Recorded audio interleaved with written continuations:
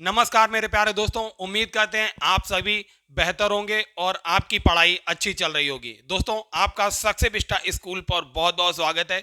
दोस्तों, जैसा कि आप जानते हैं, हम क्लास 10th का मैथमेटिक्स सॉल्व करा रहे हैं, जिसमें हम पहला चैप्टर वास्तविक संख्याएं रियल नंबर्स को हल कर रहे हैं। इसमें हमने पहली प्रश्नावली और आपका बेसिक कॉन्सेप्ट जो है वास्तविक संख्याओं से सब कुछ पहली 2 क्लासों में कवर किया हुआ है। अगर आपने वो क्लासेस नहीं देखी है तो डिस्क्रिप्शन बॉक्स में हमने आपकी सहूलियत के लिए पूरी प्लेलिस्ट का लिंक दिया हुआ है, वहां जाकर आप देख सकते हैं। तो दोस्तों, आज की वीडियो में हम शुरुआत करेंगे अपरिमेय संख्याओं की। आपके एग्जाम में कई बार दोस्तों ये इस प्रकार के प्रश्न रहते हैं, सिद्ध कीजिए कि √2 एक अपरिमेय संख्या है, सिद्ध कीजिए √3 एक अपरिमेय संख्या है। इस टाइप के क्वेश्चन आपके एग्जाम में 2 नंबर का कम से कम रहता ही है। दोस्तों, आज के इस टॉपिक को हम नो डाउट कंडीशन पर समाप्त करेंगे। आपके मन में कोई भी दुविधा नहीं रहेगी, आप इसे आसानी से हल कर सकेंगे। तो सबसे पहले हम आपको एक ओवरव्यू दे देते हैं कि परिमेय और अपरिमेय संख्याएं क्या होती हैं। अगर आपको पहले से परिमेय अपरिमेय संख्याओं का आइडिया नहीं है तो हम सबसे पहले बता देंगे। सबसे पहले हम दोस्तों आपको बताते हैं परिमेय संख्याएं क्या होती हैं। परिमेय संख्याएं जो होती हैं इनको अंग्रेजी में कहते हैं रेशनल नंबर कहते हैं, रेशनल नंबर बोलते हैं इनको। और जो दूसरी संख्याएं होती हैं अपरिमेय संख्याएं, अपरिमेय संख्याएं ये जो होती हैं ये इर्रेशनल नंबर होती हैं। इर्रेशनल नंबर जो होते हैं इन्हें कहते हैं अपरिमेय संख्याएं। अब दोस्तों देखिए, परिमेय संख्याएं जो होती हैं इनको P/Q अर्थात फ्रैक्शन की फॉर्म में लिखा जा सकता है। P/Q भिन्नात्मक रूप में लिखा जा सकता है, जहां आप याद रखिए Q की वैल्यू 0 नहीं होनी चाहिए। Q की वैल्यू 0 नहीं होनी चाहिए।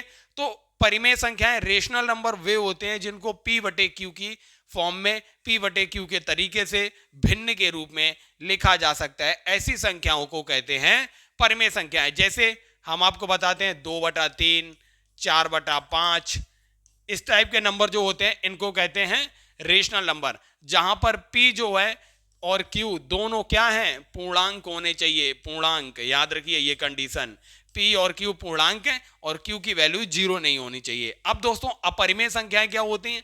अपरिमेय संख्याएं वे संख्याएं होती हैं जिनको P/Q के फॉर्म में नहीं लिखा जा सकता है। P/Q की फॉर्म में नहीं लिखा जा सकता है। जैसे दोस्तों आप देखते होंगे √2 की वैल्यू क्या आती है, 1.414, आगे भी बहुत बढ़ती जाती है।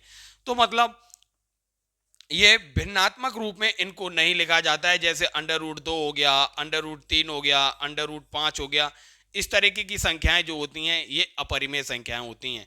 अब आइए हम दोस्तों इस चैप्टर की शुरुआत करने से पहले हमें एक चीज पढ़नी पड़ेगी, उसका नाम है दोस्तों, ये देखिए प्रमेय है, एक आपकी थ्योरम है।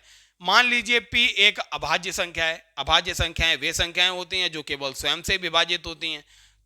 यदि P A² को विभाजित करती है, P यदि A² को विभाजित करती है तो P A को भी विभाजित करेगी, जहां A एक धनात्मक पूर्णांक है।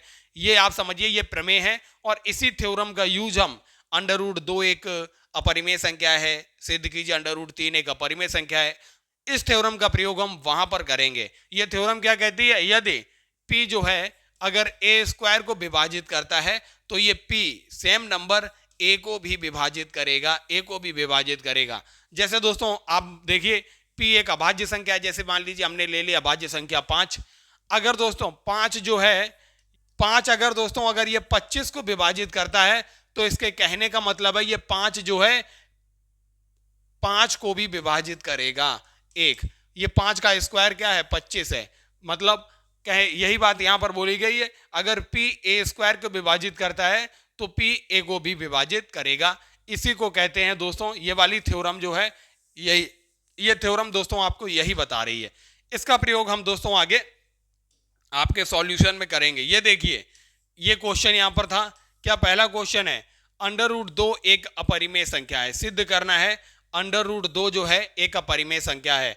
अब दोस्तों इसके लिए ये क्या करते हैं, सबसे पहले देखिए √2 को अपरिमेय संख्या सिद्ध करने के लिए क्या किया जाएगा, √2 को मान लिया जाएगा ये एक परिमेय संख्या है। हमें सिद्ध करना है √2 एक अपरिमेय संख्या है, तो हमने मान लिया √2 जो है एक परिमेय संख्या मान ली हमने, परिमेय संख्या है, माना √2 परिमेय संख्या है, परिमेय संख्या है। ठीक है, हमने मान लिया ये। अब दोस्तों अगर हमारा ये मानना गलत होगा तो ये गलत आएगा, और अगर मानना सही होगा तो इसका मतलब अंडर रूट 2 परिमेय हो जाएगी। हमने मान लिया अंडर रूट 2 एक परिमेय संख्या है।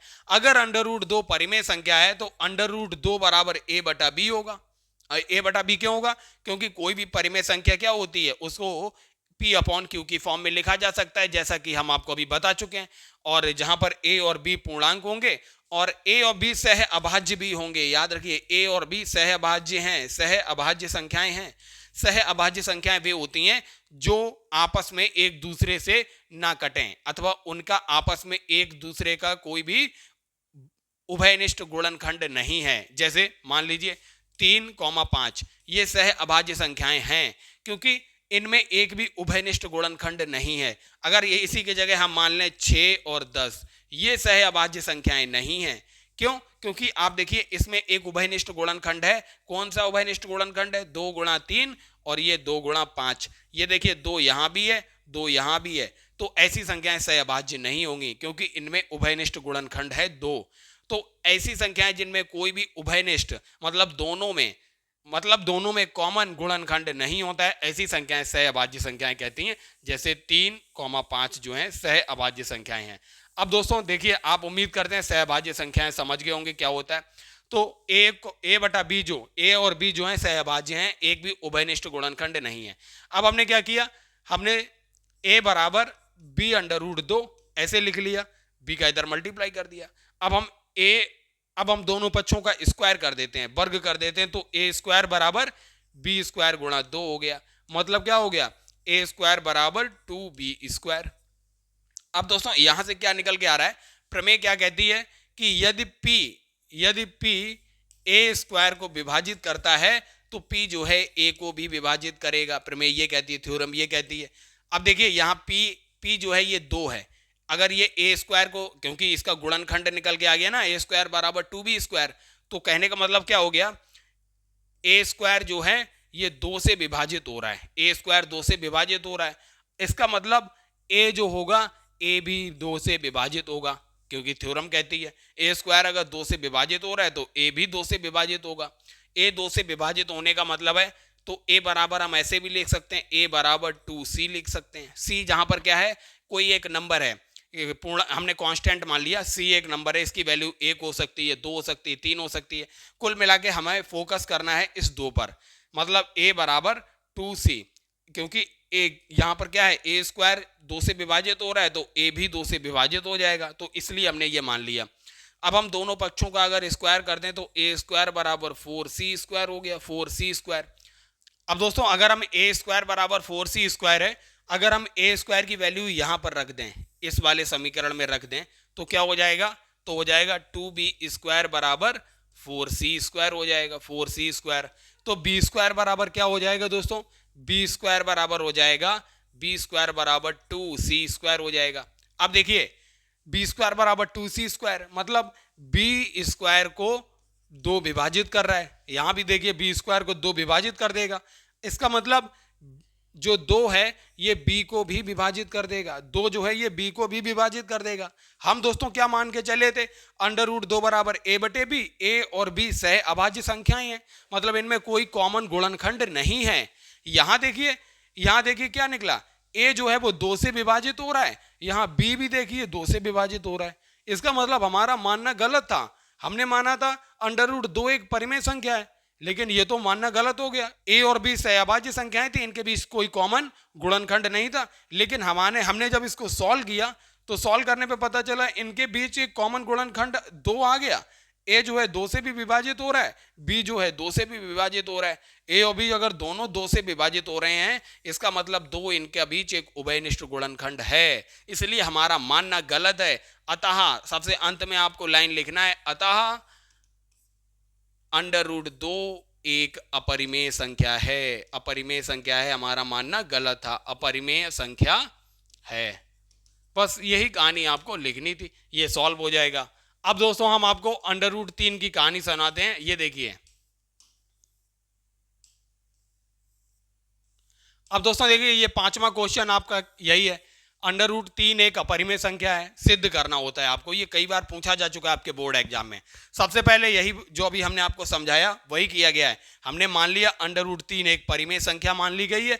परिमेय संख्या का मतलब हो गया अंडर रूट 3 बराबर a बटा बी हो जाएगा, क्योंकि परिमेय संख्या वो होती है जिसे a बटा बी अर्थात फ्रैक्शन भिन्नात्मक रूप में लिखा जा सके। तो a बटा बी मान लिया, अर्थात a और b में a के अतिरिक्त तो कोई उभयनिष्ठ गुणनखंड नहीं है, मतलब a और b सह अभाज्य संख्याएं हैं। बस यही बात मानी गई थी। अब इन्होंने वही किया, a बराबर अंडर रूट 3 हो जाएगा। अब दोनों पक्षों का स्क्वायर करेंगे तो 3b² बराबर a² प्राप्त होता है।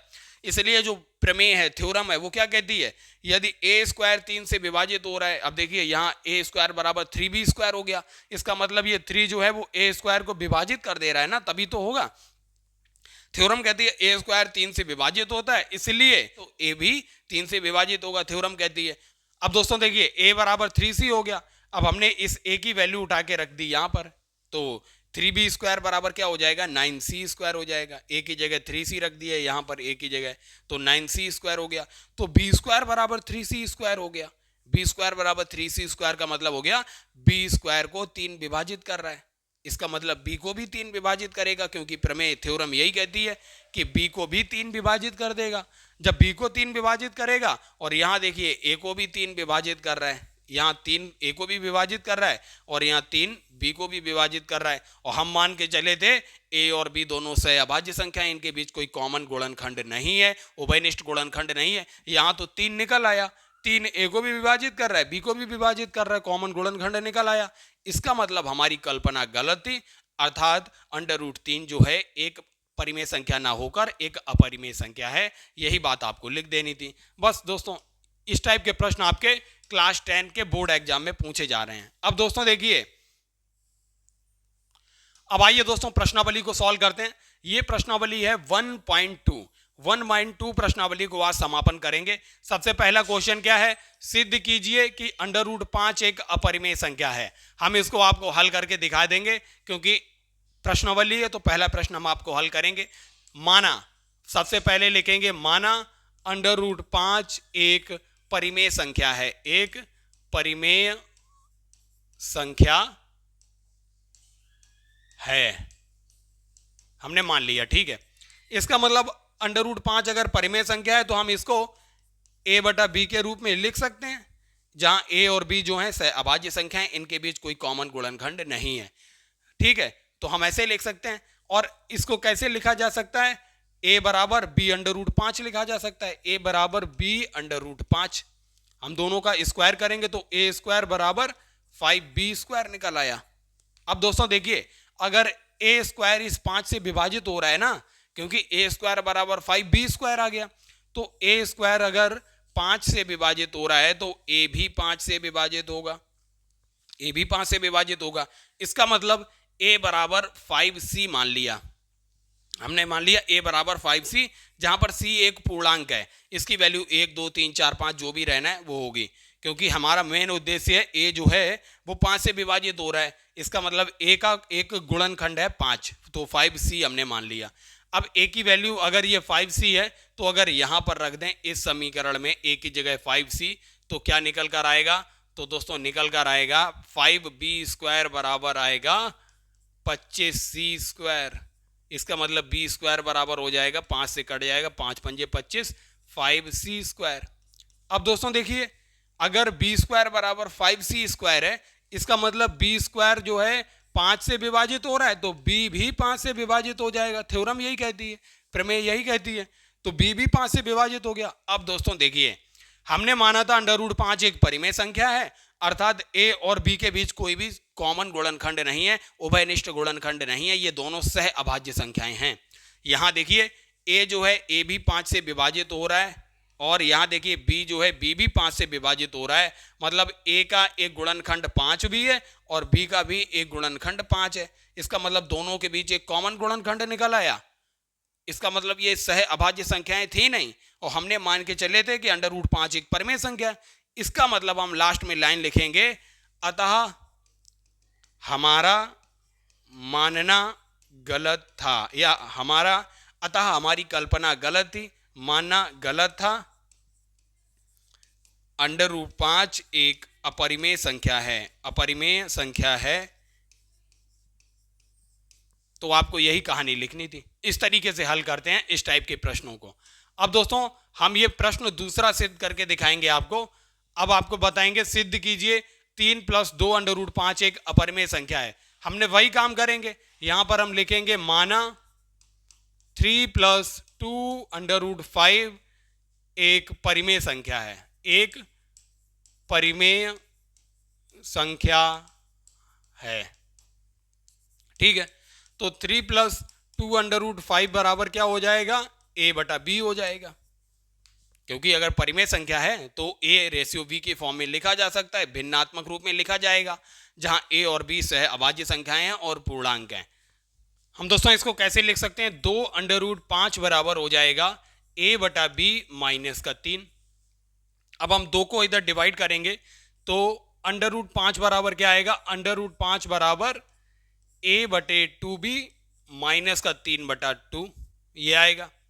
अब दोस्तों देखिए, अगर ये संख्या अगर परिमेय संख्या है a/2b - 3/2, तो इसका मतलब अंडर रूट 5 भी एक परिमेय संख्या होगा। अगर a/2b - 3/2 अगर परिमेय संख्या है तो इसका अर्थ है अंडर रूट 5 भी एक परिमेय संख्या होगी, क्योंकि ये दोनों एक दूसरे के जस्ट बराबर हैं। लेकिन दोस्तों हम इससे पहले तो इस बात को प्रूव कर चुके हैं पहले क्वेश्चन में कि अंडर रूट 5 एक अपरिमेय संख्या है, तो फिर यहां पर हमारी ये धारणा गलत हो जा रही है। हम मान के चले थे 3 + 2 अंडर रूट 5 एक परिमेय संख्या है, और यहां पर ये अंडर रूट 5 बराबर a/2b - 3/2। अगर ये परिमेय संख्या निकल भी आती है, हमारी धारणा अगर सत्य भी है कि ये पूरी परिमेय संख्या है, तो अंडर रूट 5 तो अपरिमेय संख्या है, हम इस बात को प्रूव भी कर चुके हैं।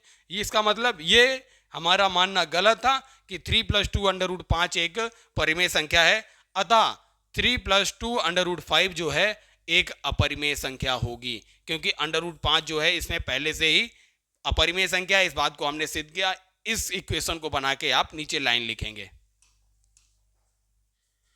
अब दोस्तों तीसरा क्वेश्चन सॉल्व करते हैं। तीसरे क्वेश्चन का पहला आपको सिद्ध करना है कि ये 1/√2 जो है एक अपरिमेय संख्या है, ये आपको प्रूव करना है।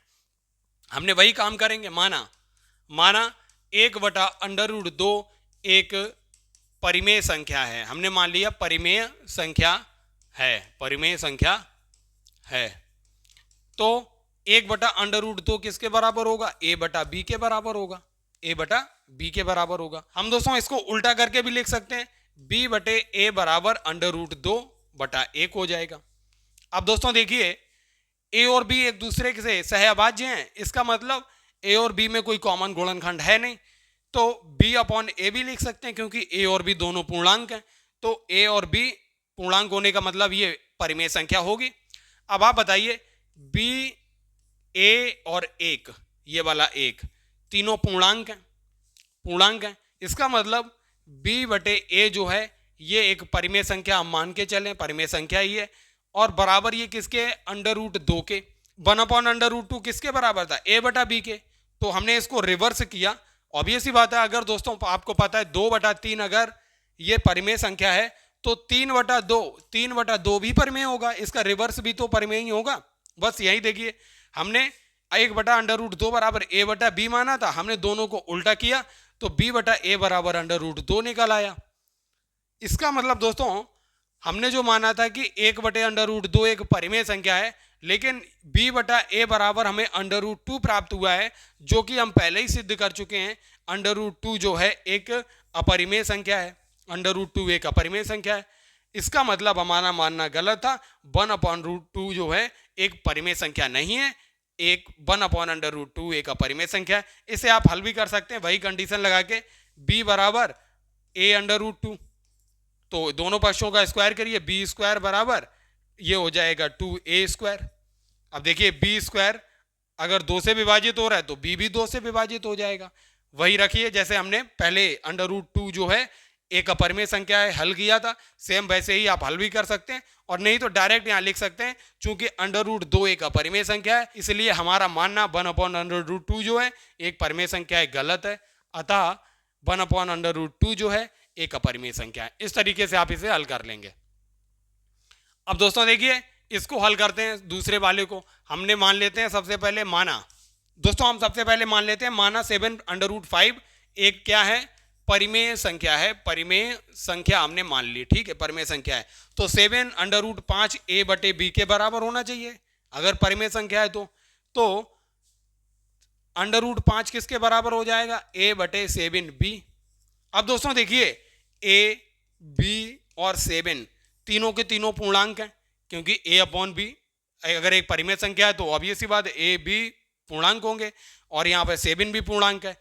अगर दोस्तों a/7b अगर परिमेय है, हमारी धारणा भी यही है, और ये सारे के सारे पूर्णांक हैं, a भी पूर्णांक है, b भी पूर्णांक है, 7 भी पूर्णांक है, इसका मतलब a/7b ये तो परिमेय संख्या होनी चाहिए, परिमेय संख्या है। लेकिन दोस्तों ये बराबर किसके है, ये बराबर है √5 के, और इस बात को हम पहले ही सिद्ध कर चुके हैं, √5 एक अपरिमेय संख्या है। अतः हमें फिर लिखना पड़ेगा, अतः हमारा मानना गलत है कि 7√5 एक परिमेय संख्या है, अतः 7√5 जो है एक अपरिमेय ही संख्या है, अपरिमेय संख्या है, क्योंकि ये इक्वेशन आपको बता रहा है a, 7 और b जो है इनका रेशियो अगर परिमेय संख्या है तो ये √5 के बराबर है, जो कि असंभव कल्पना है, क्योंकि √5 एक अपरिमेय संख्या है। अतः दी हुई संख्या 7√5 जो है वो भी एक अपरिमेय संख्या होगी। अब दोस्तों तीसरा क्वेश्चन जो है 6 + √2 जो है एक अपरिमेय संख्या, ये सिद्ध करना है। फिर वही करिए, माना 6 + √2, माना 6 + √2 जो है एक परिमेय संख्या है, परिमेय संख्या है, मान लिया हमने परिमेय संख्या है। अगर ये परिमेय संख्या है तो 6 + √2 बराबर a/b होगी। इसे भिन्न के रूप में लिखा जा सकता है, जहां a और b जो है वो पूर्णांक होंगे बस। तो √2 बराबर क्या हो जाएगा, a/b माइनस का 6। अगर दोस्तों a/b माइनस का 6, देखिए a, b और 6 तीनों के तीनों पूर्णांक हैं, a/b माइनस का 6 पूर्णांक है, इसका मतलब ये अगर परिमेय है, अगर इनको भिन्न के रूप में लिखा जा रहा है, अगर ये परिमेय संख्याएं हैं, लेकिन दोस्तों ये किसके बराबर हैं, √2, जो कि हम पहले ही सिद्ध कर चुके हैं ये अपरिमेय संख्या है। अतः हमारी कल्पना जो है 6 + √2 एक परिमेय संख्या है, ये गलत है। अतः 6 + 2, अतः 6 + √2 जो होगी एक अपरिमेय संख्या होगी। ये कहानी आपको लिख देना है। तो दोस्तों आज हमारा पहला चैप्टर जो है वास्तविक संख्याएं, रियल नंबर्स, क्लास 10th की मैथमेटिक्स का ये पार्ट 3 था। पहला चैप्टर दोस्तों समाप्त हो चुका है। तो दोस्तों कमेंट सेक्शन में जाकर बताइए ये पहला चैप्टर आपको कितना क्लियर हुआ। अब आने वाली वीडियो में हम दोस्तों आपके लिए लेकर आएंगे चैप्टर 2, और इसी प्रकार हम धीरे धीरे विद कॉन्सेप्ट आपका पूरा मैथमेटिक्स फिनिश कर देंगे। तो दोस्तों सक्सेस स्टार स्कूल के साथ जुड़े रहिए और वीडियो श्रृंखला को ज़्यादा से ज़्यादा शेयर कीजिए। क्लास 10 के स्टूडेंट्स तक इस वीडियो श्रृंखला को पहुंचाइए। दोस्तों सक्सेस स्टार स्कूल की क्लासेस को देखने के लिए आप सभी दोस्तों का बहुत बहुत धन्यवाद।